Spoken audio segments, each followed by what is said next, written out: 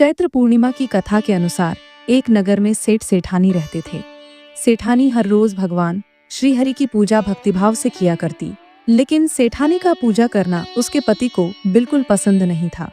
इस कारण एक दिन सेठ ने उसे घर से निकाल दिया। सेठानी घर से निकलकर जंगल की ओर चल दी। रास्ते में सेठानी ने देखा कि जंगल में 4 आदमी मिट्टी खोद रहे हैं। ये देखकर सेठानी ने उनसे बोला कि आप लोग मुझे किसी काम पर रख लो।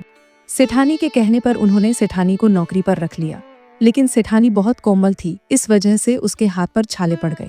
यह देख चारों आदमी ने सेठानी से काम छोड़ने की बात कही। उन्होंने कहा कि बहन, इसकी जगह तुम हमारे घर का काम कर दो। सेठानी के मान जाने पर वे सेठानी को बहन बनाकर अपने घर ले गए।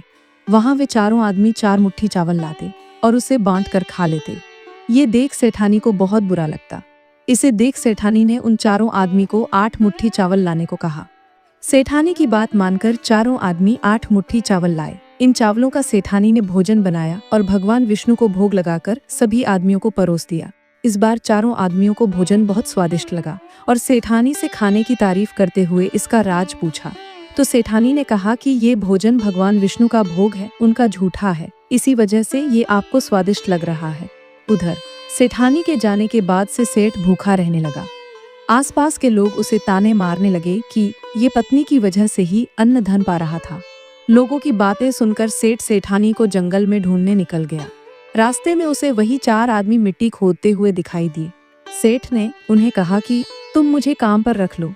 तब चारों आदमी ने उसे भी काम पर रख लिया, लेकिन सेठानी की तरह मिट्टी खोदने से सेठ के हाथों में भी छाले पड़ गए। ये देखकर उन्होंने सेठ को भी घर का काम करने की सलाह दी। सेठ भी उनकी बात मानकर उनके घर चल दिया। घर पहुंचकर सेठ ने सेठानी को पहचान लिया, लेकिन सेठानी घूंघट में होने के कारण सेठ को पहचान नहीं पाई। हर दिन की तरह इस बार भी सेठानी ने भगवान विष्णु को भोग लगाकर सभी को खाना परोस दिया। लेकिन जैसे ही सेठानी सेठ को खाना परोसने लगी, तो भगवान विष्णु ने सेठानी का हाथ पकड़ लिया और कहा कि ये तुम क्या कर रही हो? सेठानी बोली, मैं कुछ नहीं कर रही, मैं तो भोजन परोस रही हूँ।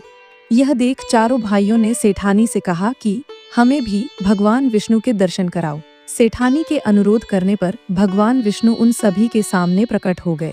यह देख सेठ ने सेठानी से क्षमा मांगी और उसे हाथ पकड़कर घर चलने को कहा। तब चारों भाइयों ने बहन को बहुत सारा धन देकर विदा किया। तब से सेठ भी भगवान विष्णु का भक्त बन गया और पूरी श्रद्धा से उनकी पूजा करने लगा। इससे उसके घर में फिर से धन की बरसात होने लगी। ऐसी मान्यता है कि इस दिन व्रत रखने से सत्यनारायण भगवान के साथ हनुमान जी, प्रभु श्री राम और माता सीता की कृपा भी प्राप्त होती है। प्रभु श्री राम के सहयोग के लिए चैत्र पूर्णिमा के दिन हनुमान जी का जन्म हुआ था, इसलिए चैत्र पूर्णिमा का विशेष महत्व है। बोले श्री सत्यनारायण भगवान की जय। बोले श्री हनुमान जी महाराज की जय।